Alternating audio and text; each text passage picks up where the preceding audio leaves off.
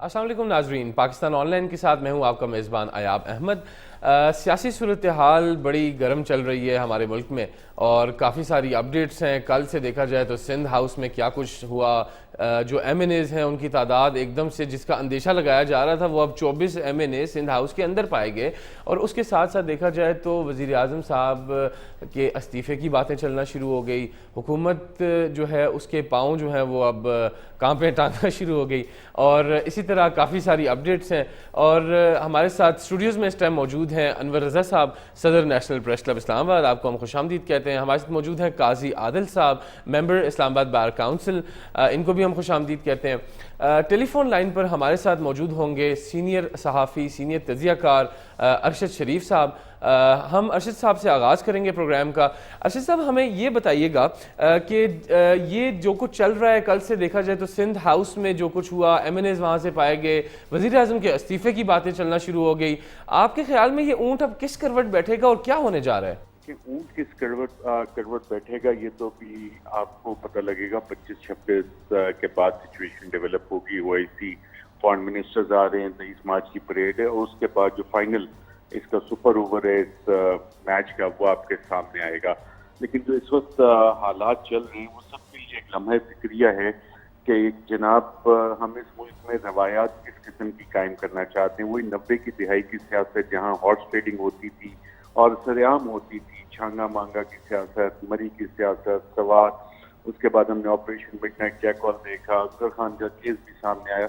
वही चीजें आज रिपीट हो रही हैं और उसके एविडेंसेस कल लोगों ने खुद देखे कि जी सिंध हाउस में क्या कुछ हुआ है। इस हवाले से अब वजीर आजम पे जो इस्तीफा की बातचीत चल रही है उसमें अपोजिशन की कल स्ट्रेटजी इस हवाले से बाकायदा तौर पे ये थी कि नंबर शो कर दिए जाए। लेकिन जो मेरी चंद लोगों से बातचीत हुई है, कानूनी माहिरीन से भी, और हुकूमत भी ये सोच रही है कि तब तक इनको फर्क नहीं पड़ता, बेशक 50 लोग भी ये खड़े कर दें कि अगर वो डिफेक्ट करते हैं तो उन पे तो आएगा डिफेक्शन क्लॉज और फिर वोट ऑफ नो कॉन्फिडेंस में जब काउंटिंग होगी तो इनका वोट काउंट नहीं होगा। हाँ, अलबत्ता अगर इत्तेहादी ये अनाउंसमेंट करते हैं और पब्लिकली ओपनली डिस्टेंस कर लेते हैं या वोट डालने आते हैं वजीर आजम इमरान खान के खिलाफ तो उनका वोट मैटर करेगा। और इत्तेहादी बड़ा वाज़ेह कह चुके हैं कि खासतौर पर पाकिस्तान मुस्लिम लीग काफ के कामिल अली आगा की हम तो इस्टेब्लिशमेंट की पार्टी हैं और इस्टेब्लिशमेंट से इशारा होगा तो हम फैसला करेंगे। तो अभी तक वहां से तो कोई चीज आपको नजर नहीं आ रही कि इत्तेहादियों ने कल रात तक कम से कम क्लियर पोजीशन नहीं ली। अब ये सिचुएशन इस तरह भी आप एनालाइज कर सकते हैं कि ये सारा माहौल इसीलिए बनाया गया जब एक सब वन पेज से न्यूट्रलिटी तक का सफर हुआ कि जनाब फिंगर पॉइंटिंग ना बड़ी तरीके से कुछ कार्रवाइयाँ होती हैं जो कि हमने देखा कि बजा देने से लेके आज नेशनल लीडर जरदारी साहब का जो सफर है वो सबके सामने। तो हम फॉर्मूला ये सेट कर रहे हैं कि जो इस तरह की धमकियां देगा, जो इस तरह की सियासत करेगा उसका मुस्तकबिल है। और शायद उनकी बात जरदारी साहब ने जो कहा था तुम सिर्फ 3 साल के लिए आते हो, हम इदारों को सही करना जानते हैं, तुम्हारी ईंट से ईंट बजा देंगे, लोग ये बातें भूल जाते हैं। लेकिन आज 3 साल बाद उनकी बात सही हो गई, राहिल शरीफ साहब चले गए, अन्य जो भी शख्स आएगा वो माजी को यार चलो छोड़ो, माजी में जो हुआ भूलो, आगे चलते हैं। और इस मुल्क में एहतसाब जनरल मुशर्रफ के दौर में जो 200 लिस्टें बनी थी, आज भी आपको वही सरनेम, उन्हीं के आगे बच्चे नजर आ रहे हैं, अगली जनरेशन नजर आ रही है जो ये काम कर रही है। अगर आप 1977 की PNA की लिस्ट उठा के देखें, आज भी आपको वही लोग उसमें नजर आ रहे हैं लीड करते हुए, खासतौर पर मौलाना फजल रहमान और दीगर चंद लोग आपको नजर आएंगे जिनके के वालिदैन या बड़े उस वक्त इन्वॉल्व थे। और इसको आप कायद-ए-आज़म के खिलाफ अगर तहरीक में ले जाएं तो फिर भी आपको उन्हीं की अगली जनरेशन नजर आएंगी जो पाकिस्तान बनाने के मुखालिफ थे। तो ये सिलसिला कब तक चलना है? अयाज साहब, आप जैसे जो यंग लोग हैं उनका मुस्तकबिल क्या है? क्या हमारे बच्चे, आपका मुस्तकबिल यही है कि जनरेशन टू जनरेशन आप इस हॉर्स ट्रेडिंग की वजह से, इस मैनिपुलेशन ऑफ द सिस्टम की वजह से पाकिस्तान जितने टैलेंटेड लोग हैं, जितने रिसोर्सेज हैं, वो इसी करप्शन के निज़ाम का शिकार रहेंगे? हम उसी तरह एक थर्ड वर्ल्ड कंट्री रहेंगे? हमारे पाकिस्तानियों का क्या ये नसीब नहीं है कि हम भी एक बेहतर जिंदगी गुजारें, पाकिस्तान दुनिया की डेवलप कंट्रीज की लिस्ट में शामिल हो? ये जो गोरख धंधा चल रहा है, ये जो खरीदो फरोख्त हो रही है जमीरों की, जो पार्लियामान जो सबसे बड़ा ईवान है, ये आपने तमाम वो चेहरे देख लिए हैं कि ये वो लोग हैं जो ज़मीर फरोशी करते हैं। और अगर ये ज़मीर फरोशी करते हैं तो हमारे, मेरे आपके मुस्तकबिल के लिए, हमारी अगली जनरेशन के मुस्तकबिल के लिए ये क्या करेंगे? क्या जब मुल्क का मुफाद आएगा तो उसको भी ये बेचने के लिए तैयार नहीं होंगे? या हम सब के लिए बहैसियत पाकिस्तानी सोचने के लिए बहुत सारे اہم اس میں نکات آ گئے ہیں. اس میں ہمیں یہ بھی شاید نظر آ رہا ہے کہ جو مریم نواز کی سیاست تھی وہ اپنے ریزلٹ ڈیلیور کرنا شروع ہو گیا. مریم نواز نے بڑا واضح کہا تھا مزاحمت ہوگی تو مفاہمت ہوگی. اب ڈیپینڈ یہ کرتا ہے کہ عمران خان صاحب کتنی چیزیں سامنے لے کے آتے ہیں, کون سے ایویڈنس سامنے لے کے آتے ہیں, وہ کون سی خفیہ ملاقاتیں ہوئی جس کے بعد نیب کے کیسز سڈنلی رکے. آپ مجھے بتا دیں پچھلے 2-3 دن میں کون سی تاریخیں لگی ہیں یا وہاں پیشیاں ہوئی ہیں, اور جب عدالتوں میں پیشیاں ہوتی ہیں سب بیمار ہوتے ہیں. لیکن اس سیاسی کھیل کے لیے سارے حشاش بشاش 24 گھنٹے ملاقاتیں, پریس کانفرنسز, انگیجمنٹ, مینیپولیشن, وہ ساری کاروائیاں چل رہی ہوتی ہیں. تو ہمیں ہر پاکستانی کو یہ سوچنا پڑے گا کہ اس ملک کے ساتھ ہو کیا رہے. جی ارشد صاحب, آخری سوال یہ بتائیے گا کہ دیکھیں جب یہی ارکان پی ٹی آئی میں شامل ہو رہے تھے اس ٹائم ان کو کہا جا رہا تھا کہ یہ ارکان جو ہیں یہ وکٹیں گرا رہے ہیں, وکٹیں گر رہی ہیں, اور جیسے ہی اب یہ ارکان دوسری پارٹی میں جا رہے ہیں تو کہہ رہے ہیں کہ یہ اپنا ضمیر بیچ رہے ہیں. تو کیا یہ کھلا تضاد نہیں ہے کہ اس طرف یہ کہہ رہے ہیں کہ یہ وکٹیں گر رہی ہیں, اس طرف وہ کہہ رہے ہیں کہ اب ضمیر بک رہے ہیں؟ جی ایاب, آپ نے یہ بہت اچھی بات کی, اور اس وقت بھی یہ بات پوائنٹ آؤٹ کی گئی تھی کہ اور یہ دنیا کا اصول ہے کہ جن سیڑھیوں سے آپ چڑھ کے اوپر آتے ہیں انہی سیڑھیوں سے آپ کا واپسی کا سفر شروع ہوتا ہے. اس وقت بھی یہ بات پوائنٹ آؤٹ کی گئی تھی, اور آپ نے بالکل رائٹلی پوائنٹ آؤٹ کیا کہ جو پاکستان میں الیکٹیبلز کا ایک گروپ ہے نا, یہ تقریباً 50 لوگوں کا ایک گروپ بنتا ہے. اگر آپ پاکستان کی صرف 1990 سے آگے کی تاریخ اٹھا کے دیکھیں, یہ وہ سو کالڈ الیکٹیبلز ہیں جو کہ ہر دفعہ جب بھی حکومتیں گرانی ہوتی ہیں یا حکومتیں بنانی ہوتی ہیں تو وہ والے کھیل میں آپ کو ہمیشہ اپنی لائلٹی چینج کرتے ہوئے باقاعدہ طور پہ نظر آئیں گے. عمران خان کے پاس اس وقت یہ موقع ہے کہ ان سب کے خلاف فلور کراسنگ کی موو کرے اپلیکیشن, تاکہ اگلے الیکشن میں یہ سارے کے سارے ڈسکوالیفائی ہوں. اور اگر یہ ڈسکوالیفائی ہوتے ہیں, جو کہ ماضی میں ہمارے پاس پریسیڈنٹس ہیں, بغیر کچھ سوچے سمجھے کے پی میں عمران خان صاحب نے یہ کام کیا تھا, ان سب لوٹوں کے خلاف جو انہوں نے اپنی لائلٹی تبدیل کی ہیں, الیکشن کمیشن کو موو کرے تاکہ آئندہ کے الیکشن میں ان میں سے کم از کم کوئی بھی حصہ نہ لے سکے. شاید ایک امید ہے کہ شاید اگلا الیکشن تھوڑا سا بہتر ہو سکے. جی ایاب, بہت شکریہ ارشد شریف صاحب, سینئر تجزیہ کار ہمارے ساتھ موجود تھے. اب ہم لیں گے ایک بریک کے بعد واپس آئیں گے اور اسٹوڈیوز میں بیٹھے ہمارے گیسٹ جو ہیں ہم ان سے گفتگو کریں گے. ہمارے ساتھ رہیے گا.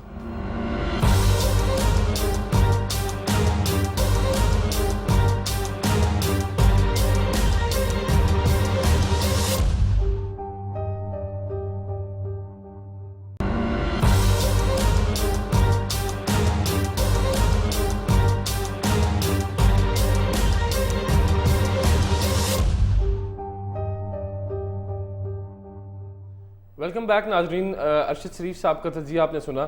اب ہم آتے ہیں اپنے گیسٹ کی طرف, اور سب سے پہلے انور رضا صاحب یہ بتائیے گا کہ یہ جو حالات چل رہے ہیں, ملکی سیاسی حالات کل سے جو تیز ہو گئے ہیں, سیاسی سرگرمیاں تیز ہو گئی ہیں, اور جیسے جیسے ایم این ایز جو ہیں وہ موو کرتے جا رہے ہیں اپوزیشن کی جانب, تو آپ کا اس میں کیا تجزیہ کہ کیا ابھی آگے آنے والے حالات کس طرف جا رہے ہیں, یہ کس طرف ساری صورتحال جا رہی ہے؟ Thank you ایاب.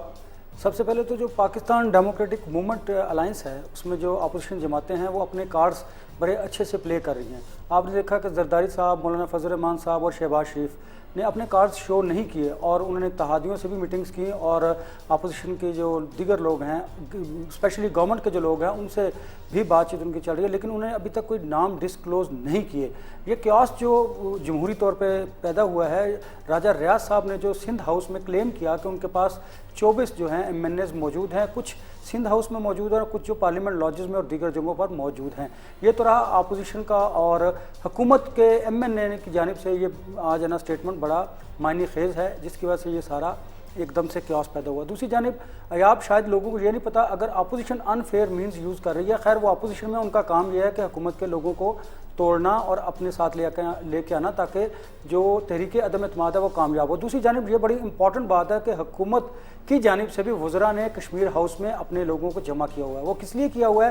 جو 27 مارچ کو آپ جلسہ کرنے جا رہے ہیں, لوگوں کا آپ 10 لاکھ لوگوں کو اسلام آباد میں لانا چاہ رہے ہیں, وہ اس کے لیے ان لوگوں کو اکٹھا کیا گیا. خدا نخواستہ اگر سیاسی تصادم ہوتا ہے تو اس کے نتیجے میں آپ دیکھیے کہ تھرڈ کوئی فورس جو ہے شاید وہ بھی آ سکتی ہے. اللہ نہ کرے ایسا ہو. ہم چاہتے ہیں کہ ملک میں جمہوری سسٹم جو ہے وہ پروان چڑھے. رہی بات آپ کے خیال میں ویسے ملک انارکی کی طرف جاتا ہوا نظر آ رہا ہے آپ کو؟ دیکھیے, جب مولانا فضل الرحمان نے 23 مارچ کا اعلان کیا تھا کہ ان کے لوگ اسلام آباد میں آئیں گے. پھر انہوں نے یہ عقل مندانہ فیصلہ کیا, کسی کے بھی کہنے پہ کیا ہوگا, کہ اب انہوں نے 25 مارچ کو کہا ہے, کیونکہ 23 کو پریڈ بھی ہے اور 23 مارچ کے بعد آپ دیکھیے کہ OIC کا اجلاس بھی ہے. پھر اسی لیے اچھا کیا کہ آپ نے OIC کا اتنا بڑا اجلاس ہے, ہیڈ آف اسٹیٹس جو ہیں وہ اسلام آباد میں آ رہے ہیں, اور اتنی بڑی کانفرنس ہے, OIC کا اجلاس ہے, آپ کو یہ پوسٹ پون کرنا چاہیے تھا. اور آپ نے دیکھا کہ چودھری شجاعت کا جو بیان تھا وہ بڑا معنی خیز تھا کہ حکومت کو اور اپوزیشن کو دونوں کو اپنے جو جلسے ہیں وہ ملتوی کر دینے چاہیے, ختم کر دینی چاہیے. اور ایاب آپ کو حوصلہ ہونا چاہیے, ہمت ہونی چاہیے کہ آپ کسی کی تنقید کو برداشت کرو. حکومت جو ہوتی ہے اس سے مقابلہ کرنے کی بجائے اس سے بڑا واضح فیصلے کرنے چاہیے, جمہوری تقاضوں کو مد نظر رکھنا چاہیے. اپوزیشن کا کام ہوتا ہے کہ لوگوں کو موبلائز کریں, مہنگائی, بے روزگاری اور لا اینڈ آرڈر کی صورتحال ایکسپلائٹ کرتے ہیں تاکہ حکومت کے خلاف. لیکن حکومتوں کا کام ہوتا ہے وہ اپنی پالیسیز کے ذریعے, اپنے ڈیسیژنز کے ذریعے لوگوں کو سیٹسفائی کریں.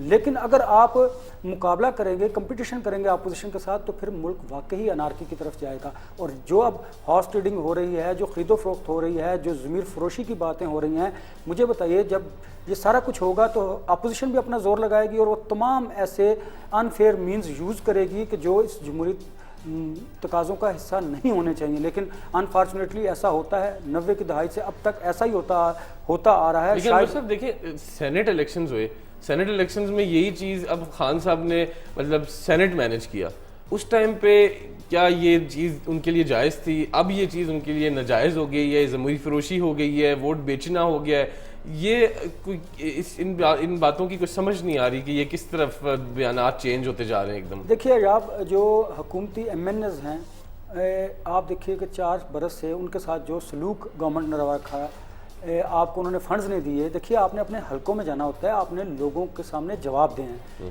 یہ چیز. پھر آپ دیکھیے مہنگائی, بے روزگاری, پھر لا اینڈ آرڈر کی صورتحال چلیں قدرے کچھ بہتر ہے.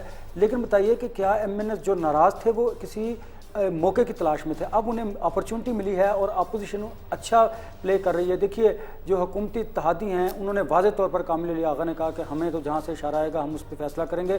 اگر وزارت اعلیٰ جو پرویز الہی کا خواب ہے اگر انہیں مل جاتی ہے تو مجھے بتائیے وہ اپنی پارٹی کو بھی اس 1.5 برس میں کھڑا کر لیں گے اور پنجاب میں اپنی پوزیشن کو بھی مستحکم کر لیں گے.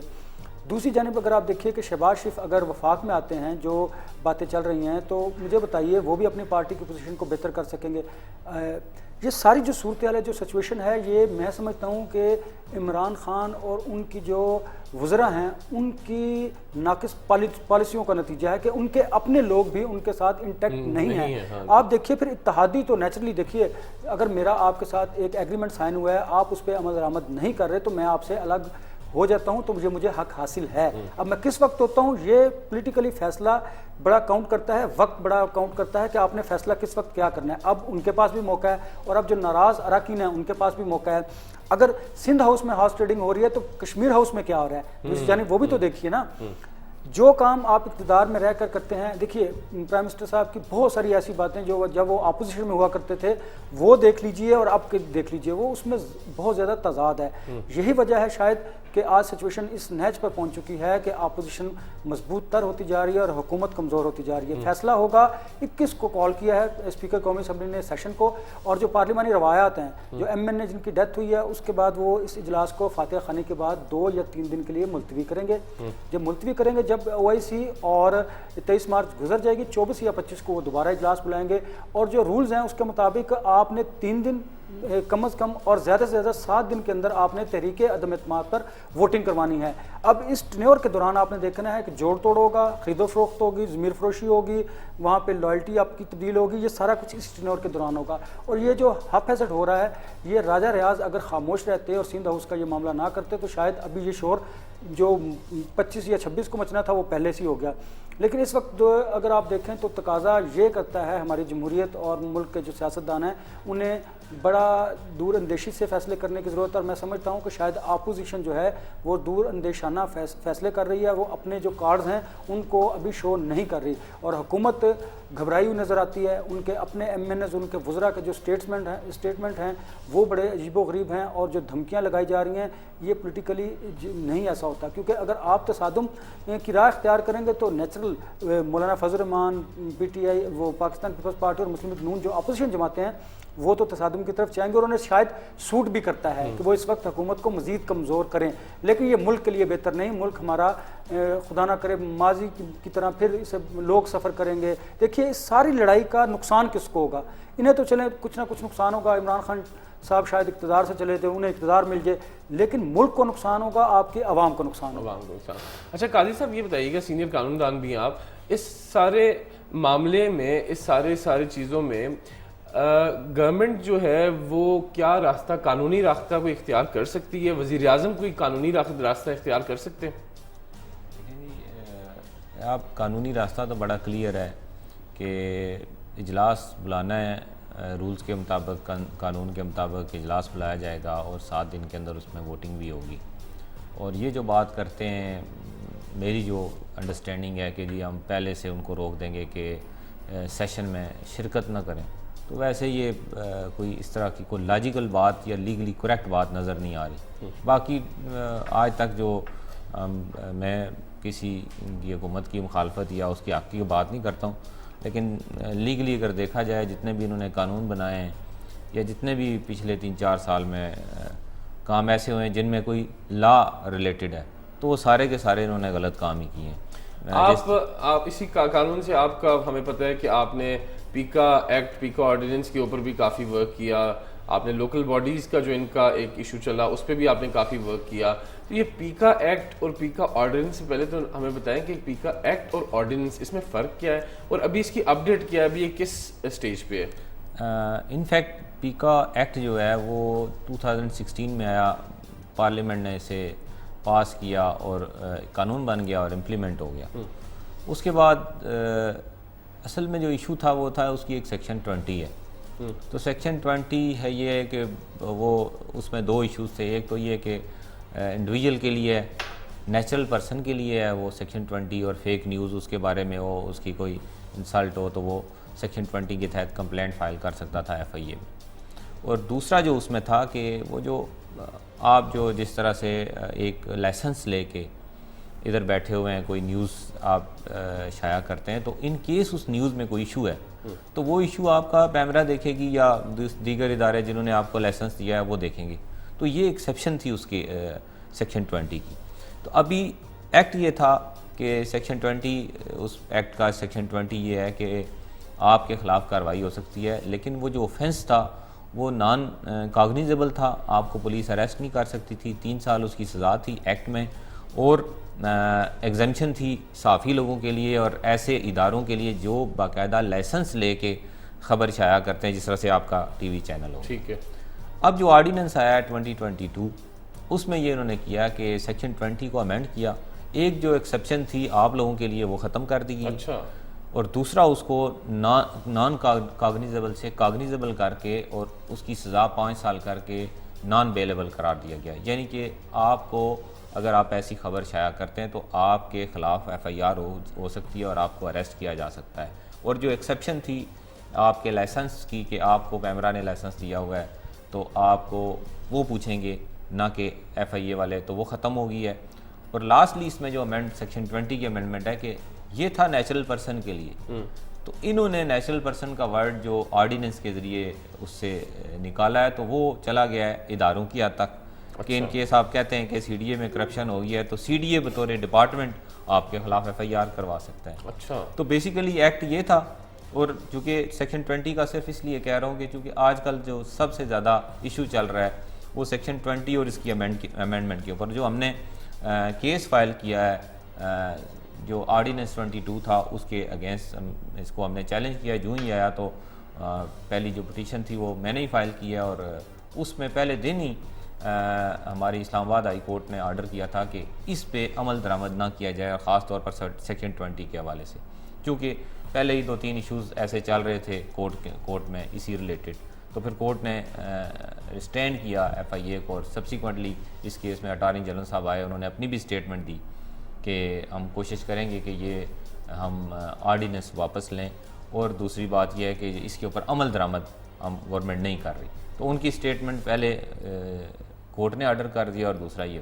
تو ایکٹ اور آرڈیننس میں 20 کے حوالے سے یہ فرق ہے. اور آرڈیننس کے اوپر جو بیسک آبجیکشن میں نے بطور اپنے پٹیشنر کی طرف سے ریز کیا تھا, ایک تو یہ کہ آرٹیکل 19 کی وائلیشن ہے, دوسرا یہ ہے کہ یہ جو باقی ادارے ہیں ان کے اختیارات میں بھی مداخلت ہے کہ جس طرح سے آپ کے خلاف پیمرا کوئی ایکشن لے سکتا ہے تو وہ جو ایکشن ہے وہ اٹھا کے آپ کا ایکشن FIA کو دے دیا گیا ہے, اور نیچرل پرسن والی بات ہے وہ غلط ہے. اور جو آرڈیننس ہے جس کو ابھی جو آپ نے کل دیکھا ہوگا ایک اور کیس میں آرڈیننس فیکٹری بھی کہا گیا ہے, جی تو آرڈیننس جو ہے آرٹیکل 89 آف کنسٹیٹیوشن ہے جو کہ آرڈیننس کی اجازت دیتا ہے پریزیڈنٹ آف پاکستان کو. اس کی سرٹن پریکاشنز ہیں, اس کی کنڈیشنز ہیں.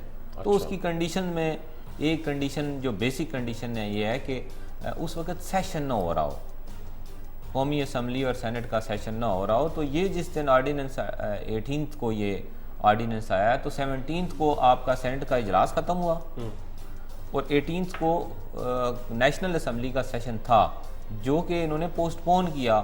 اور اس کے اندر جو میلا فائڈی بیسک گورنمنٹ کی تھی وہ یہی تھی, اور یہی جو کورٹ نے اس کو اٹارنی جنرل سے بھی یہی سوال پوچھا جی کہ آپ یہ بتائیں کہ کیا ایسی کوئی ایمرجنسی تھی جس ایمرجنسی کے بیس کے اوپر یہ آرڈیننس آپ لائیں, اور یہ جواب جو ہے آج تک اس کا نہیں ملا. یہ بیسک جو آبجیکشن تھے ہمارے اس آرڈیننس کے حوالے سے وہ یہ تھے. اچھا انور صاحب, فواد چودھری صاحب نے یہ بیان دیا کہ ہم یہ پیکا آرڈیننس واپس بھی لے سکتے ہیں. آپ بطور صدر نیشنل پریس کلب جرنلسٹ کی باڈی کے سربراہ ہونے کی حیثیت سے آپ نے اس بارے میں کیا اقدامات کیے؟ پیکا آرڈیننس کو آپ نے سپورٹ کیا, آپ نے اپوز کیا, اور آپ لوگ آگے کیا اقدامات کر رہے ہیں اس پہ؟ ہم نے اسے اپوز کیا ہوا ہے. Pakistan federal union of journalist ہمارے سیکرٹری جنرل ہیں ناصر زیدی صاحب, انہوں نے اسے اپوز کیا ہوا ہے. نہ صرف اسے اپوز کیا, جو 20D کی قاضی صاحب نے بات کی اس کے تحت جو محسن بے کو اریسٹ کیا ہوا تھا ہم نے اسے بھی چیلنج کر رکھا ہے. اور اب منڈے کو اس کی ہیئرنگ ہے, دوبارہ اٹارنی جنرل آئیں گے اور وہ اپنا اسٹیٹمنٹ جو ہے گورنمنٹ کی طرف سے وہاں پہ دیں گے. ہم نے اپوز اس لیے بھی کیا ہوا تھا, ہم عدالتوں میں بھی اس کی جنگ لڑ رہے ہیں, اور ہم نے اس کے خلاف پارلیمنٹ ہاؤس کے باہر ایک بہت بڑا پروٹیسٹ کیا تھا جسے ہم نے گورنمنٹ کو کہا تھا کہ ہم اس بلیک لا کو کسی صورت تسلیم نہیں کرتے. اب دیکھیے پولیس کو بھی یہ اختیار حاصل ہو گیا ہے کہ وہ کسی بھی جرنلسٹ کو کسی جگہ سے اریسٹ کرے, اور یہ اختیار FIA کے پاس بھی ہے. اور FIA نے اس سے پہلے اسلام آباد ہائی کورٹ میں اپنے SOPs لکھ کے دیے تھے. ان SOPs کی خلاف ورزی انہوں نے خود کی جب انہوں نے اس سارے 20D کے تحت محسن بیگ کو اریسٹ کیا. اس وقت محسن بیگ پہ کوئی FIR درج نہیں تھی اور نہ ہی ان کے پاس وارنٹ گرفتاری تھے. یہ تو ایک چیز تھی. ہم اس کے بعد دیکھیے اگر آپ نے کوئی قانون لانا ہوتا ہے تو جو اسٹیک ہولڈرز ہیں آپ نے ان کو بھی آن بورڈ لینا ہوتا ہے. یہ گورنمنٹ کے کام ہے. گورنمنٹ نے پہلے آرڈیننس میں ترامیم کی, اور ترامیم جس طرح آپ نے دیکھا کہ سینٹ کا سیشن ختم ہوا, قومی اسمبلی کا شیڈیول تھا اس کو انہوں نے پوسٹ پون کیا اور آرڈیننس لے آئے. میلا فائڈی انٹینشنز تو گورنمنٹ کی وہیں سے ظاہر ہوتی تھی جس کا ذکر بھی عدالت میں بھی ہوا. اور دوسرا ہم اس طرح کے قوانین کو اس لیے بھی مانتے نہیں, یہ آپ سمجھیے یہ صرف جرنلسٹ کمیونٹی کا معاملہ نہیں. یا کوئی بھی شخص اس ملک میں جو یہ موبائل یوز کرتا ہے وہ اگر آپ کی کوئی پوسٹ کو, آپ کی کوئی تصویر کو وہ شیئر بھی کرے گا, فارورڈ بھی کرے گا, تو وہ اس ایکٹ کے جو زمرے میں آئے گا. جو آرڈیننس آیا اس کے جو ترمیم ہوئی ہے اس کے زمرے میں. سزا جو تھی جو 3 برس تھی اس کو 5 سال کر دیا گیا, اور FIA جو ہے وہ آپ کو کسی وقت کہیں سے بھی اریسٹ کر سکتی ہے. ہم ایسے تمام قوانین کو ماضی میں بھی ہم نے اپوز کیا, اب بھی کرتے ہیں. جب آپ دیکھیے پارلیمنٹ موجود ہے تو پھر آپ کو آرڈیننس لانے کی ضرورت ہی کیا تھی. اس لیے ہم اس بلیک لا کو تسلیم نہیں کرتے. تمام صحافتی تنظیمیں اس کے خلاف عدالتی جنگ بھی لڑ رہی ہیں اور ملک بھر میں پروٹیسٹ بھی کر رہی ہیں. دیکھیں انور صاحب, ایک طرف اس آرڈیننس کو دیکھا جائے, اس ایکٹ کو دیکھا جائے, ان کی امینڈمنٹس دیکھی جائیں, دوسری طرف یہ دیکھا جائے کہ کچھ ایسے نام نہاد صحافی ہیں جو ایون پاکستان میں آتے بھی نہیں ہیں, پاکستان سے باہر رہتے ہیں. احمد وقاص گرایا ہو گیا, اس طرح کے کچھ نام ہیں جو سارا ٹائم جن کا کام ہے پاکستان کے خلاف بات کرنا, پاکستان کے اداروں کے خلاف بات کرنا. مجھے بتائیں کہ اس پہ ہم نے یہ بھی دیکھا بلکہ کہ آپ نے کافی جو ہے ان کے اگینسٹ جا کر آپ نے اظہار مذمت بھی کیا. جو خواتین صحافی پاکستان کی ہیں ان کو ہراساں کیا گیا آن لائن, ٹویٹر کے اوپر, فیس بک کے اوپر, آپ نے ان کے پرو جا کے ان کے اوپر بات بھی کی, ان کے حق کے لیے بات کی ان صحافیوں کے. تو یہ جو صحافی ہیں پھر ان کے لیے کیا قانون بننا چاہیے؟ اگر یہ ایکٹ جو چلیں ٹھیک ہے سب پر لاگو ہے, لیکن اس طرح کے جو صحافی بنے ہوئے ہیں نام نہاد صحافی جو ملک میں بھی نہیں ہیں, تو ان کے لیے پھر کیا کریں؟ ان کے لیے آپ کیا اقدامات تجویز کریں گے اور آپ ایز اے بطور صدر نیشنل پریس کلب کیا کریں گے؟ ایک تو انفارچونیٹلی جو سوشل میڈیا پر لوگ ہیں وہ خود کو بھی جرنلسٹ کہنا شروع ہو گئے ہیں. پہلی بات. ہم جرنلسٹ جو ہیں وہ بالکل غیر جانبدار ہوتے ہیں، ہمارا کسی پولیٹیکل پارٹی سے کوئی تعلق نہیں ہوتا.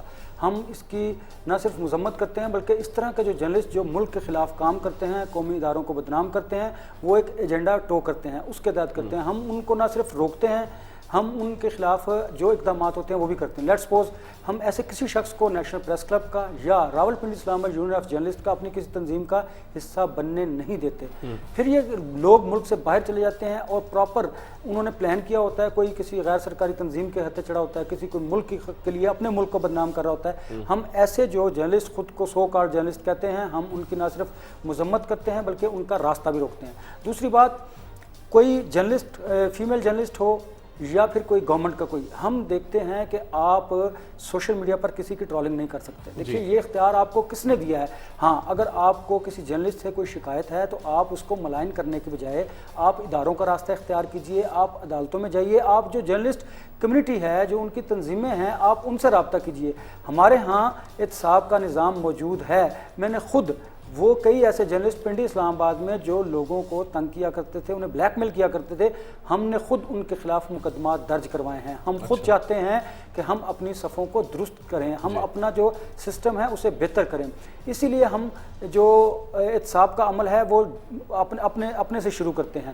اور اگر آپ دیکھیں کہ آپ نے دیکھا کہ جو ہماری فیمیل اینکرز تھیں ان کے خلاف کس طرح پہ سوشل میڈیا پہ کیمپین کی گئی، ہم اس کی بھی مذمت کرتے ہیں. اور ہم جو ہماری ایم این ایز ہیں، ہم ان کے خلاف اگر کوئی سوشل میڈیا پہ کیمپین کرتا ہے ہم اس کی بھی مذمت کرتے ہیں. لیکن چونکہ جب آپ کوئی پولیٹیکل عہدہ لیتے ہیں تو پھر آپ پبلک پراپرٹی ہوتے ہیں. لیکن اس کا مطلب یہ نہیں کہ آپ مادر پدر آزاد ہیں اور جو کوئی چاہے آپ پر کوئی بھی الزام لگائے. ہاں، اگر آپ کو کسی پولیٹیکل پرسنالٹی سے کوئی اس کی کرپشن ہے، کوئی شکایت ہے، کوئی اس نے غیر اخلاقی کام کیا ہے، تو ہم بھی کہتے ہیں کہ آپ کے پاس اگر ایویڈنس ہے تو آپ اس کی بنیاد پہ ضرور اس کے خلاف خبر دیجئے. لیکن ایسا نہیں ہونا چاہیے کہ آپ نے یہ بات کسی سے سنی ہے، آپ اس کو سوشل میڈیا پہ لکھ دیجئے یا پھر اسے اپنی خبر میں شائع کر دیے. ہم ان چیزوں کو خود بھی روکنا چاہتے ہیں. اور اب ہم یہ کوشش کر رہے ہیں کہ ضیاء الدین صاحب جو ڈان کے ایڈیٹر تھے، اللہ انہیں جنت میں جگہ عطا فرمائے، وہ اس دنیا سے چلے گئے. ہم چاہتے ہیں کہ ہم ایک متصب نیشنل پریس کلب میں قائم کریں کہ اگر قاضی صاحب کو کسی جرنلسٹ سے کوئی شکایت ہے، آپ کو کسی جرنلسٹ سے شکایت ہے، تو آپ کمپلینٹ کریں.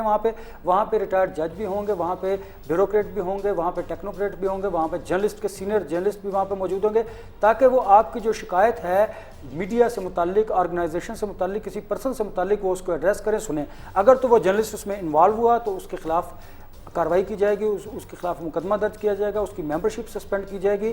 اور اگر کوئی فیک کوئی اپلیکیشن جرنلسٹ کے خلاف آتی ہے تو جو پرسن اپلیکیشن فائل کرے گا اس کے خلاف بھی یہی سزا تجویز کی جائے گی. ناظرین، بڑی خوبصورت بات کی اور انہوں نے بڑا اچھا اقدام لینے جا رہے ہیں صدر نیشنل پریس کلب کی. وہ ایک محتسب جو ہے وہ بنانے جا رہے ہیں اور اس میں جو ہے وہ اگر کسی جرنلسٹ کے خلاف کسی کو کمپلینٹ ہے تو وہ وہاں جا کر پراپر طریقے سے درج ہو سکتی ہے اور اس کے خلاف پراپر کارروائی کی جائے گی. ابھی ہم لیں گے ایک چھوٹی سی بریک اور بریک کے بعد ہم واپس آتے ہیں. ہمارے ساتھ رہیے گا.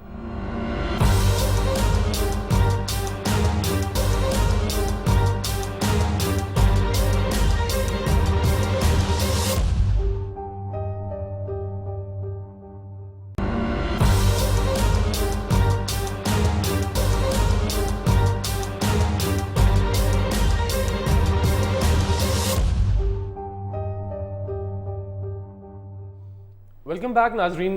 بریک پہ جانے سے پہلے ہم یہ بات کر رہے تھے کہ سوشل میڈیا پر جو نام نہاد صحافی ٹرولنگ کرتے ہیں، کریکٹر اسیسینیشن کرتے ہیں، ان کے بارے میں کیا اقدامات لیے جائیں گے، کیا لیے جا رہے ہیں. قاضی صاحب، ہم آپ سے بات کرتے ہیں کہ یہ سوشل میڈیا، آپ کو پتہ ہے اب ہر طرف سوشل میڈیا ہی ہے، کیا قانون میں اس طرح کے کوئی لاز ایگزسٹ کرتے ہیں کہ جو سوشل میڈیا پر کوئی کسی کے خلاف جا کر ڈیفیمیشن کیمپین لانچ کر دیتا ہے، کسی کی کریکٹر اسیسینیشن کر دیتا ہے، اس بارے میں کیا قانون کیا کہتا ہے؟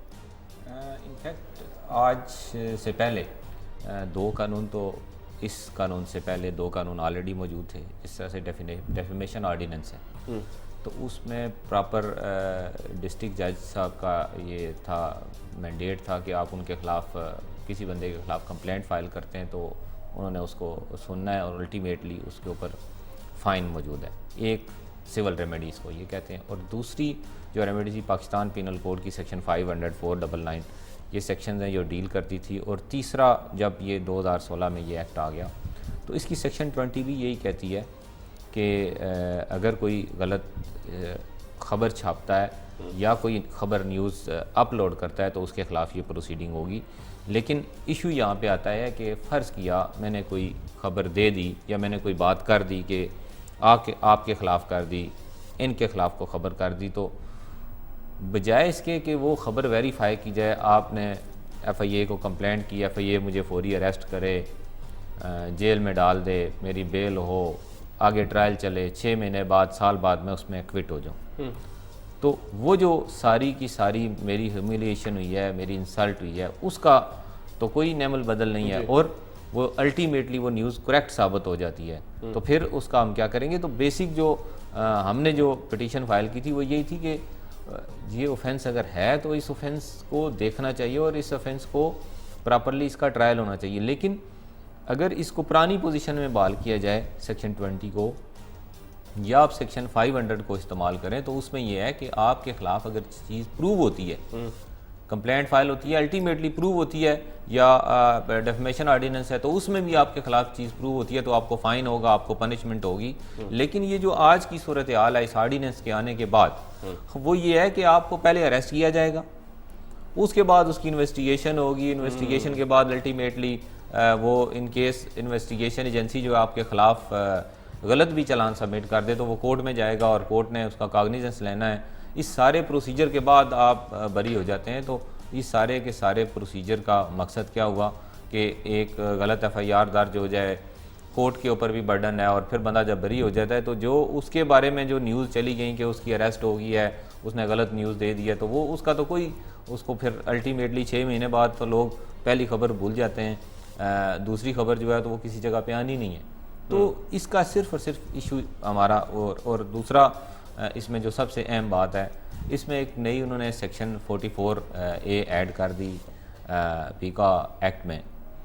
وہ یہ ہے کہ ہائی کورٹ جو ہے وہ اس کے ٹرائل کو مانیٹر کرے گی. اب کرمنل پروسیجر کوڈ کے تحت high court, otherwise supervisory court ہے تمام کورٹس کی, اس کے انڈر جتنی بھی کورٹس آتی ہیں, تو اس کی ضرورت نہیں تھی.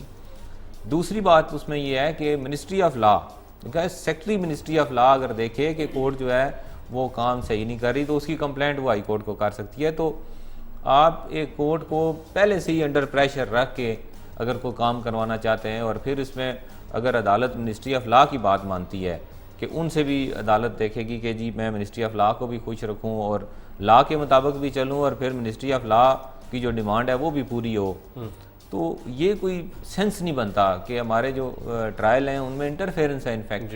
اور روٹین میں جتنے بھی کیسز چلتے ہیں تو اس کا طریقہ کار ہے کہ کیس ختم ہوتا ہے تو اس کی اپیل فائل ہوتی ہے, ایکوٹ ہوتا ہے تو تب بھی اپیل ہے, کنوکشن ہوتی ہے تو تب بھی اپیل ہے. تو یہ ساری کی ساری چیزیں پہلے سے موجود تھی, یہ کرنے کی ضرورت نہیں تھی, جو کہ اس آرڈیننس کے ذریعے کیا. اور بیسک اس کے اوپر اعتراض بھی یہی آ رہا ہے. یہ تو ایک وہ جو ساری سینیریو میں نے آپ کو بتایا سیکشن 20 کے حوالے سے, ویلیبل نان ویلیبل کے حوالے سے, اور لاسٹلی یہ جو کہ سیکشن 44 والا تو کوئی اوکیزن نہیں بنتا تھا کہ ہائی کورٹ مانیٹر کرے گی, اس کی رپورٹ ہائی کورٹ کو وہ جج دے گا, وہ بجائے اس کے کہ وہ جج جو ہے وہ ٹرائل کرے تو وہ ہائی کورٹ کو رپورٹس دیتا رہے گا, اور منسٹری آف لا کو بھی رپورٹ دے گا, اور منسٹری آف لا دیکھے گی کہ یہ اگر کام نہیں ٹھیک ہوگا تو وہ ہائی کورٹ کو لکھ دے گی جی جج صاحب کام نہیں کر رہے. اچھا, آپ کے خیال میں انور صاحب یہ جو انہوں نے باتیں بتائی کہ وہ جو سیکشن 20 میں امینڈمنٹ والی بات, ایسی کیا مجبوری بن گئی, ایسی کیا ضرورت پیش آ گئی ہے کہ بھئی اتنا بڑا سٹیپ لیا جائے کہ بغیر کسی انویسٹیگیشن کے بندے کو اریسٹ کر لیا جائے, اور بعد میں جیسے قاضی صاحب نے بھی کہا کہ اس کی تو کریکٹر اسیسینیشن ہو گئی, اس کی تو بےزتی ہو گئی, ایسی کیا مجبوری پیش آ گئی کہ یہ اتنا بڑا اقدام لینا پڑا حکومت کو؟ وہ دیکھیے, ایک تو جو امینڈمنٹ 20 کی بات کی, اس میں یہ جو آئین کا آرٹیکل 19 ہے یہ اسی کی بنیادی جو انسانی حقوق ہے اس کے خلاف ہے, جس کو کوئی بھی ایکسیپٹ نہیں کرے گا. اور آپ دیکھیے کہ جب میں سمجھتا ہوں کہ شاید حکومت جب یہ قانون آیا, آپ کو یاد ہے پرائم منسٹر عمران خان کہا کرتے تھے کہ مسلم لیگ نون اس لیے یہ قانون لائی ہے تاکہ وہ اپنے پولیٹیکل جو مخالفین ہیں ان کے خلاف اور بالخصوص میرے خلاف استعمال کرے. آج وہ یہ کام جو انہوں نے اپوزیشن میں رہ کر کیا کرتے تھے, آواز بلند کیا کرتے تھے, آج انہوں نے وہی کام کیا کہ وہ شاید ترامیم اس لیے کر رہے تھے کہ وہ جو پولیٹیکل لوگ ہیں, جو مخالفین ہیں, ان کے خلاف استعمال کریں. ہم اس وقت بھی یہ بات کرتے تھے, ہم آج بھی یہ بات کرتے ہیں. دوسرا, وہ شاید یہ بھی چاہتے ہیں کہ ان آوازوں کو دبا دیا جائے جو حکومت کے خلاف بات کرتے ہیں, جو ان کی پالیسیز کو پر تنقید کرتے ہیں، حالانکہ حکومتوں کو چاہیے کہ لاز تو پہلے بھی ایگزسٹ کرتے ہیں اس ملک میں، ان پر انفارچونیٹلی عمل درآمد نہیں ہوتا، قوانین تو پہلے بھی ڈیفینیشن کے موجود ہیں۔ میر صاحب نے اگر کچھ کیا تو ان کو اریسٹ، ان کا پروگرام بند کرا دیا گیا، ٹھیک ہے، آف ایئر کر دیا گیا۔ اسی طرح محسن بیگ صاحب کو اریسٹ کرا لیا گیا۔ تو یہ یہ دیکھیں نا، یہ واضح طور پہ ہمیں نظر آ رہا ہے کہ ایسے قوانین جو ہیں وہ نہ صرف پولیٹیکل مخالفین کے خلاف استعمال ہوتے ہیں، بلکہ وہ ایسی آوازوں کو جو ملک میں حق اور سچ کی بات کرتے ہیں، جو حکومت کی پالیسیز پر تنقید محض اس لیے کرتے ہیں کہ شاید کوئی معاشرے میں بہتری آئے اور ہمارا ملک ترقی کرے۔ تو اگر آپ اس طرح کی آوازوں کو اس قوانین کے ذریعے بند کر دیں گے تو مجھے بتائیں، ہم زندہ قوم نہیں ہیں، ہم یہ معاشرہ ایسے نہیں چل سکتا، پھر معاشرے میں بگاڑ پیدا ہوگا۔ اور ہمارا جو پروفیشن ہے وہ اس بات کا تقاضا کرتا ہے کہ ہم حکومت پر جائز تنقید کریں، اور تنقید کا مقصد صرف یہی ہونا چاہیے، اور ہوتا بھی ایسے عموماً، کہ ملک میں جو ہمارے بگاڑ پیدا ہو رہا ہے اس کو درست کیا جائے اور حکومت اپنی پالیسیز کو بہتر کرے تاکہ ملک میں بہتری ہے۔ اگر آپ ان آوازوں کو دبانے کی کوشش کریں گے ایسے کالے قوانین کے ذریعے تو مجھے بتائیں، انسانی حقوق کی تنظیمیں، وکلاء، جرنلسٹ، ہم کیسے خاموش رہ سکتے ہیں؟ ہم نے اپنے طور پر حلف لیا ہوا ہے کہ ہم اس ملک کے ساتھ، اس ریاست کے ساتھ، اس آئین پاکستان کے ساتھ لائل ہیں، نہ کہ کسی بھی گورنمنٹ کے خلاف، کسی بھی گورنمنٹ کے ساتھ لائل ہیں۔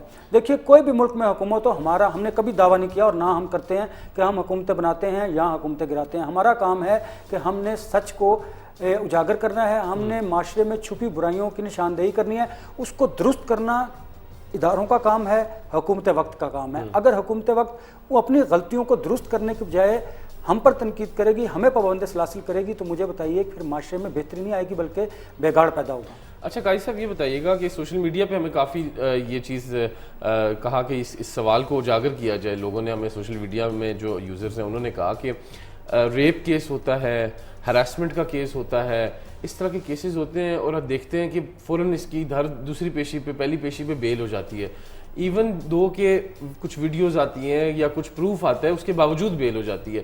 اس کے پیچھے کیا ہے کہ کیا یہ چیز قانون سے بالا تر ہے کہ بھئی اگر ایک چیز پروو ہوگی یا پھر بھی بیل ہو جانا، اس کے پیچھے کیا ہے کہ کون سا قانون ایسا آئے گا کہ ان کی بیلیں نہ ہو؟ انفیکٹ ایسا ایشو نہیں ہے، دیکھیں بیل ہونا کوئی ایکویٹل نہیں ہے۔ ایک تھوڑا سا نا یہ چیز سمجھنے کی ضرورت ہے کہ بیل جو ہے وہ ٹمپریری ایک ارینجمنٹ ہوتی ہے کسی ایکیوز کو جیل سے باہر رکھنے کی۔ انفیکٹ جو سارا ایشو ہے وہ یہ ہے کہ ٹرائل میں اس کو کنوکشن ہونی چاہیے، تو جیل میں رکھنے کا ادروائز بھی کوئی اتنا اس کا پرپس نہیں ہوتا، اس کے کچھ گراؤنڈز ہیں بیل کے، اور جو چیز آپ کو نظر آ رہی ہوتی ہے سامنے، اگر وہ ایویڈنس ایکٹ کے تحت وہ پروو ہو رہی ہو تو اس میں بیل کے حوالے سے بھی ریسٹرکشنز ہیں۔ لیکن جب کورٹس دیکھتی ہیں، دیکھیں نا، خبر تو آپ نے دے دی ہے کہ فلاں جگہ پہ یہ واقعہ ہو گیا ہے، تو ہماری شریعت بھی یہ کہتی ہے اور ہمارا لا بھی یہ کہتا ہے کہ جو دنیا میں جو فیصلے ہوتے ہیں وہ ایویڈنس کی بیس کے اوپر ہوتے ہیں، اور ایویڈنس ایکٹ ہمارا موجود ہے۔ اگر کوئی ایسی شہادت ہو جو ایڈمیزیبل ان ایویڈنس ہو، جو کہ قانون سمجھے کہ یہ درست شہادت ہے، تو اس شہادت کی بیس کے اوپر اس کا جو ہے کنوکشن ہو سکتی ہے۔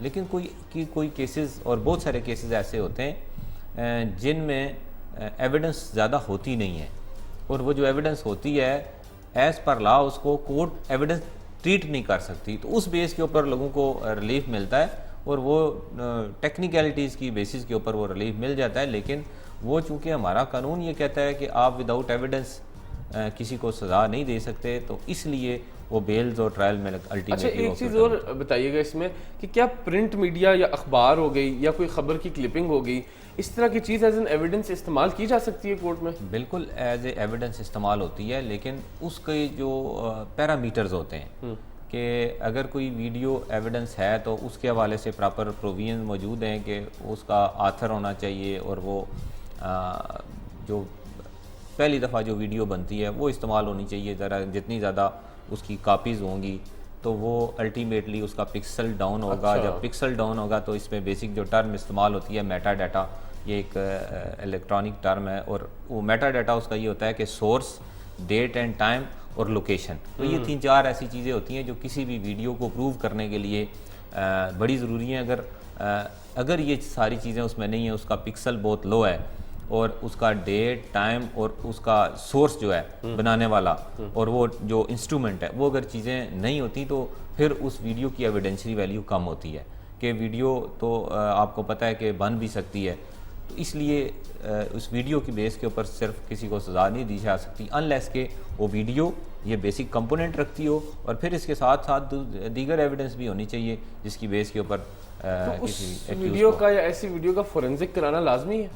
بالکل جی، دیکھیں ویڈیو تو کا فورینزک تو بیسک چیز ہے، اور یہ جو میں نے آپ کو میٹا ڈیٹا کی ایک ٹرم استعمال کیا وہ یہی ہے کہ فورینزک کسی چیز کا ہوگا کہ یہ ویڈیو کس وقت بنی ہے، کس نے بنائی ہے، کس انسٹرومنٹ سے یہ ویڈیو بنی ہے، اور اس ویڈیو کی ایڈیٹنگ ہوئی ہے، اس میں کوئی اس کا جو باقی دیگر چیزیں ہیں فارمیلٹیز ہیں وہ ساری کی ساری پوری ہیں، فورینزک اسی کو کہتے ہیں۔ اگر وہ ساری کی ساری چیزیں پوری ہوں گی تو فورینزک میں آ جائے گا کہ یہ اوریجنل ویڈیو ہے، ادروائز اس میں ایڈیٹنگ ہوئی ہو، کچھ ایسا کام ہوا ہو تو پھر آ جائے گا کہ اس میں ویڈیو وہ اصلی ویڈیو نہیں ہے، اس میں کچھ نہ کچھ ایشو ہے۔ ٹھیک ہے، اچھا میرے صاحب یہ بتائیے گا، آپ پہلے بھی سیکرٹری نیشنل پریس کلب لے، ابھی آپ پریزیڈنٹ نیشنل پریس کلب ہیں، صحافیوں کی پروٹیکشن کے لیے کیا اقدامات کرنے ہیں آگے؟ آپ نے ایز اے سیکرٹری کیا اقدامات کیے نیشنل پریس کلب کی بہتری کے لیے، یا صحافیوں کی بہتری کے لیے، اور آگے آپ کیا اقدامات کرنے جا رہے ہیں؟ ایاب جو 3 برس ہیں اس میں انفارچونیٹلی جو صحافت میں بہت بے روزگاری آئی، بڑی ان امپلائمنٹ تھی، لوگوں کو بڑا بے دردی سے جبری طور پر برطرف کر دیا گیا۔ جب میں سیکرٹری تھا اس وقت پھر ہم نے جاب اپرچونٹی کے لیے کام کیا، جو جرنلسٹ ہیں جو بے روزگار ہوئے ان کی کیپیسٹی بلڈنگ کے لیے ہم نے ورک شاپس اور ٹریننگ رہی ہیں۔ آپ کو پتہ ہے کہ سوشل میڈیا بڑا واسٹ ہو گیا ہے، بڑی جدت آ گئی ہے الیکٹرانک میڈیا میں بھی، تو ہم نے کہا جدید تقاضوں سے ہمکنار کرنے کے لیے اپنے جو ان امپلائمنٹ ہوئے دوست ہیں ان کی کیپیسٹی بلڈنگ کی جائے۔ پھر ہم نے جو ڈیولپمنٹ ورکس تھے اس وقت کیے۔ اب چونکہ میں پریزیڈنٹ پریس کلب ہوں، اب ہم سوچ رہے ہیں کہ ہم دیکھیے ہمیں پر اینم گورنمنٹ کوئی فنڈ دیا کرتی تھی نیشنل پریس کلب کو چلانے کے لیے، جب سے یہ پاکستان تحریک انصاف کی گورنمنٹ آئی ہے ہمیں ایک پینی بھی نہیں دی گئی، اور معاشی طور پر ہمیں کمزور کیا نیشنل پریس کلب کو کوئی فنڈنگ نہیں گورنمنٹ کی طرف سے دی گئی، نہ صوبائی اور نہ وفاق کی طرف سے۔ ہم بڑی مشکل سے آپ نے کہیں اس کا گزارا کر رہے ہیں۔ میں بتاؤں اگر آپ دیکھیں پریس کلب میں تو ہم نے ایک بہت کم از کم ہر دن 1000 کے قریب ہمارے وہاں پہ جرنلسٹ اور ان کی فیملیز وزٹ کرتی ہیں، ان کے لیے سبسڈائز کھانا دیا ہوا ہے ہم نے۔ پھر ہماری لائبریری ہے 20,000 کتابوں پر مشتمل، وہاں پر لوگ آتے ہیں پڑھتے ہیں۔ اچھا پھر آپ دیکھیے جتنی ان امپلائمنٹ تھی ان لوگوں کو ان کے بچوں کی فیسیں ہیں، گھروں کا کرایہ ہے، ہم مالی طور پر انہیں خاموشی سے فنڈنگ بھی کرتے ہیں اور کسی کو پتہ بھی نہیں چلنے دیتے اور نہ ان کی عزت نفس کو مجروح کرتے ہیں۔ پھر ہم نے کچن پیکجز جو ہیں وہ خاموشی سے دینے شروع کیے ہوئے ہیں تاکہ لوگوں کو بڑے باعزت طریقے سے ان کا روزگار چل سکے۔ دیکھیے اگر ان امپلائمنٹ بڑھتی جا رہی ہے، آپ مجھے بتائیں کیسے آپ گزر بسر کریں گے؟ آپ کی فیملی ہے، آپ دور دراز کے علاقوں سے اسلام آباد میں آئے ہیں جرنلزم کرنے کے لیے۔ اب جو ہمارا پلان ہے وہ ایک تو یہ ہے کہ ہم جو ہماری گورنمنٹ کی جو بلیک میلنگ ہے یہ والی، اس سے نکلا جائے، اور وہ کیسے نکلا جائے گا کہ ہم جو ہمارے پلاٹ ملا ہوا ہے ہم وہاں پر ورٹیکل جو بلڈنگ کی پرمیشنز دی ہوئی ہے سی ڈی اے کی جانب سے 20 منزلہ بھی، ہم وہاں پر ایک ٹاور بنوا لیں گورنمنٹ سے یا کسی پرائیویٹ پارٹنرشپ کے ذریعے۔ جب وہ ٹاور بن جائے گا ہم اس کو جتنے بھی ان کی اماؤنٹ ہوگی ہم اس کو سوچ یہ رہے ہیں کہ اس اماؤنٹ کو آدھی اماؤنٹ وہ لے لیں آدھی ہم لے لیں، اور جب ان کے وہ ایکچوئل کاسٹ جب پوری ہوگی کچھ پروفٹ کے ساتھ تو وہ اس بلڈنگ کو ہمارے ہینڈ اوور کر دیں گے، وہ بلڈنگ ہم رینٹ آؤٹ کر دیں گے، اس کے ذریعے جو فنڈز آئے گا انڈورمنٹ فنڈ کے ایک کریٹ کر کے اس میں ڈال دیا جائے گا تاکہ جو جرنلسٹ بے روزگار ہوتے ہیں ان کی فیملیز کے لیے ہم ایک فنڈز مقرر کر دیں گے، اور وہ بذریعہ چیک ہوگا، کسی کو ہم کیش نہیں دیں گے تاکہ پراپر طریقے سے اس کا آڈٹ بھی ہو۔ ایک تو ہم یہ سوچنے جا رہے ہیں۔ دوسرا جو ان امپلائمنٹ کو روکنے کے لیے روک تو نہیں سکتے ہم اسے، ہم جو اداروں کے مالکان ہیں ان سے بات کر رہے ہیں کہ اب ریسیشن ختم ہوا ہے، جو سو کالڈ اور جو خود ساختہ آپ نے ایک بحران پیدا کیا ہوا تھا معاشی طور پر وہ اب ختم ہو گیا۔ اب جن لوگوں کو آپ نے نکالا ہے ان کو آہستہ آہستہ انڈکٹ کیجیے، اور جو سیلریز پر آپ نے کٹ لگایا ہوا تھا اس کٹ کو ختم کیجیے۔ تیسرا کیپیسٹی بلڈنگ کے لیے اس لیے کہ اگر کوئی دوست ہمارا بے روزگار ہوتا ہے تو وہ سوشل میڈیا پہ خود کو اتنا کام کے ذریعے بہتر کر لے کہ اسے کسی اخبار کی کسی چینل کی تو ڈیجیٹل میڈیا یا سوشل میڈیا کے حوالے سے آپ کوئی آگے اقدامات کرنے جا رہے ہیں کہ پریس کلب میں ڈیجیٹائزیشن لائی جائے اور اس طرح کی چیزیں؟ ہم ڈیجیٹل میڈیا میں اور اپنے جرنلسٹوں کی کیپیسٹی بلڈنگ کے لیے ہم نے جو غیر سرکاری تنظیمیں انٹرنیشنل اور نیشنل ان سے بات کی ہوئی ہے، اور ہم انشاءاللہ یہ رمضان کے بعد جو ٹریننگ کا سیشن ہے وہ شروع کرنے جا رہے ہیں ایک تو یہ۔ دوسرا ہم بڑا امپورٹنٹ کام کرنے جا رہے ہیں، ہم ایک ایپ بنا رہے ہیں، اس ایپ کے ذریعے آپ نے اگر آپ ممبر بننا چاہتے ہیں تو آپ اس فارم کو فل کیجیے۔ اچھا جرنلسٹ کی ممبرشپ بھی آپ آن لائن ایپ کے تھرو کر رہے ہیں؟ امپورٹنٹ بات آپ جو میں آپ کرنے جا رہا ہوں، ہم بایو میٹرک انتخابات کی طرف بھی جا رہے ہیں۔ اچھا مطلب حکومت جس طرح گئی ہے اب نیشنل پریس کلب کی بھی آپ جی دیکھیے باہر بھی جا چکا ہے، قائد صاحب بیٹھے ہوئے یہاں پہ باہر بھی جا چکا ہے. اچھا جی اس کا فائدہ کیا ہوگا؟ بایو میٹرک کا یہ ہوگا کہ جو پولیٹیکلی ہم ایک دوسرے پہ الزام لگاتے ہیں کہ آپ نے جعلی ووٹ کاسٹ کروا دیے، وہ سلسلہ ختم ہوگا. پراپر طریقے سے بایو میٹرک انتخابات ہوں گے تاکہ یہ جو ہم ایک دوسرے پر الزامات لگاتے ہیں، ہم پڑھے لکھے لوگ ہیں، لوگوں میں شعور بیدار کرتے ہیں، اگر ہم ہی دست و گریباں ہوں گے تو مجھے بتائیے ہم کیا میسیج دیں گے اپنے یوتھ کو، اپنے لوگوں کو، اپنی عوام کو. تو میں کہتا ہوں یہ جو برائی کی جڑ ہے اسے ختم کیا جائے اور ہم بایو میٹرک جو انتخابات ہیں وہ کروائیں. اور میں تو یہ بھی کر رہا ہوں کہ جو سیکیورٹی فیچرز ہیں وہ ان کو بھی ذرا بہتر کرنے کی کوشش کر رہے ہیں تاکہ پریس کلب میں آپ بایو میٹرک کے ذریعے ہی انٹر ہوں. اگر آپ ممبر ہیں تو آپ اگر اپنے ساتھ کوئی 2 گیسٹ لے کے آ رہے ہیں تو اس کی رسپانسبلٹی آپ کے ساتھ ہوگی، کیونکہ اگر وہ کوئی وہاں پہ کوئی جھگڑا کرتے ہیں، کوئی مس ہیپ ہوتا ہے تو وہ رسپانسبل آپ ہوں گے. تو بایو میٹرک کی طرف جا رہے ہیں، ڈیجیٹلائزیشن کر رہے ہیں کلب میں، بہتری کی طرف جا رہے ہیں انشاءاللہ. میں اس میں تھوڑا سا ایڈ آن کر دوں آپ کے صحافی برادری کے حوالے سے. انٹرنیشنل فیڈرل یونین آف جو جرنلسٹ ہے ان کی طرف سے ہم نے ایک پٹیشن اسلام آباد ہائی کورٹ میں فائل کی ہوئی ہے، جو کہ جتنے بھی تمام پرابلمز ہیں صحافیوں کے، Anthony versus federation of Pakistan. اچھا تو اس میں بھی میں کونسل ہوں اور PFCG پاکستان سے اس کو لک آفٹر کر رہی ہے. اور بیسیکلی انہوں نے یہ اسلام آباد ہائی کورٹ کو لیٹر بھی لکھا تھا اور یہ پٹیشن بھی انہوں نے فائل کی، اور اس میں بھی انہوں نے جو بیسک ایشوز تھے وہ اس میں ہائی کورٹ نے ڈائریکشن دی ہوئی ہے، جس میں ITNE کے چیئرمین کی اپوائنٹمنٹ والا ایشو تھا. اچھا تو وہ بھی ہوا ہے. تو اس پہ کافی پیش رفت اس حوالے سے ہوئی ہے. اور جو دوسری بات ہے آپ کے توسط سے میں انتظامیہ کا جو آپ یہ کہہ رہے ہیں کہ صحافیوں کی کے حوالے سے جو بات ہے، تو میں آپ کو ایک چھوٹا سا ایگزامپل اپنے کورٹس کے حوالے سے دیتا ہوں کہ اسلام آباد ایک ماڈل سٹی ہے. جی تو آپ کو شاید اس بات کا اندازہ ہو کہ اسلام آباد کو بنے ہوئے کتنا عرصہ ہو گیا ہے، لیکن آج تک اسلام آباد کے جو ماڈل سٹی میں کورٹس نہیں بنی، یعنی کہ کورٹس تھی ہی نہیں. اور کچھ عرصہ پہلے ہماری ہائی کورٹ کی انٹرونشن سے وہ کورٹس کا معاملہ ریز ہوا اور الٹیمیٹلی ابھی وہ کورٹس جو ہے وہ انڈر کنسٹرکشن ہے. لیکن اس کے ساتھ ساتھ جو لائر اور کمپلیکس ہے اور پبلک فیسیلیٹیشن سینٹر ہے اس کے ساتھ تھا، اس کی کنسٹرکشن نہیں کر رہے. تو یہ جو آپ کے جو ادارے ہیں، ڈیفینیٹلی آپ کی عدالتوں کے پاس بیٹھنے کی جگہ نہ ہو، لائرز کے بیٹھنے کی جگہ نہ ہو، تو الٹیمیٹلی آپ لوگوں کا جو انصاف ہے یا پبلک کو جو فیسلٹی ہے تو آپ کیا دے سکتے ہیں. اور دیکھیں یہ پاکستان کا دارالحکومت بھی ہے اور ماڈل شہر بھی ہے. میں ماڈل شہر کا آپ کو ایک ایشو کا نمونہ صرف پیش کر رہا ہوں کہ نہ عدالتیں آج تک تعمیر ہو سکی ہیں. ڈسٹرکٹ کورٹس ابھی چند دن پہلے ان کی تعمیرات شروع ہوئی ہیں. اور اسی طرح جو ہمارا لائرز کمپلیکس کا پلاٹ بھی موجود تھا اور فیسیلیٹیشن سینٹر کے نام سے. اسی حوالے سے بلکہ ہمارے اپنے چینل K2 نے لاسٹ ویک آپ کے سارے عہدیداران کے ساتھ بیٹھ کے اس پہ کچھ بھی کی ہے، کچہری بھی ہوئی ہے. اور یہ بیسیکلی یہ ایشو بھی ریز کرنے والا ہے کہ لوگوں کو جو بیسک چیز انصاف کی فراہمی ہے اس کے لیے تو وہ کوئی جگہ تو ہونی چاہیے، لوگ جدھر جائیں جی ادھر ان کے بیٹھنے کی جگہ ہو. کم از کم جو ججز ہیں وہ عزت احترام سے کسی اچھی جگہ کے اوپر بیٹھیں. ابھی جو آپ ہماری ڈسٹرکٹ کورٹس ہیں وہ F8 مرکز میں، اور وہ دکانوں میں جو ہیں وہ انہوں نے ان کو آلٹریشن کر کے تو عدالتیں بنائی ہوئی ہیں. سیکیورٹی کا ایشو آلریڈی ایک اٹیک ادھر ہو چکا ہے، اس میں کافی ہمارے لوگوں کی جانیں بھی گئی ہیں. تو انتظامیہ کے دیکھنے والے بہت سارے کام ہیں، گورنمنٹ کے دیکھنے والے جو کہ پرائم منسٹر صاحب کو یا گورنمنٹ کو یا لا منسٹری کو ادھر جو اسلام آباد میں بیٹھے ہوئے ہیں انہیں یہ چیزیں نظر نہیں آتی. تو بڑے لیول کی آپ کیا بات کریں گے کہ بڑے لیول پہ کوئی درست کی چیزیں؟ اچھا بس آخری سوال ہے قاضی صاحب آپ سے کہ یہ جو لوکل باڈیز آرڈیننس 2021 جو ہے وہ آپ اس میں بڑے شانہ بشانہ رہے، آپ ہی وہ کیس دیکھتے رہے، اس پہ کیا اپڈیٹ ہے جلدی سے ذرا نازل؟ لوکل گورنمنٹ آرڈیننس جو ہے اسلام آباد ہائی کورٹ نے پرسوں سیٹ اسائڈ کر دیا ہے.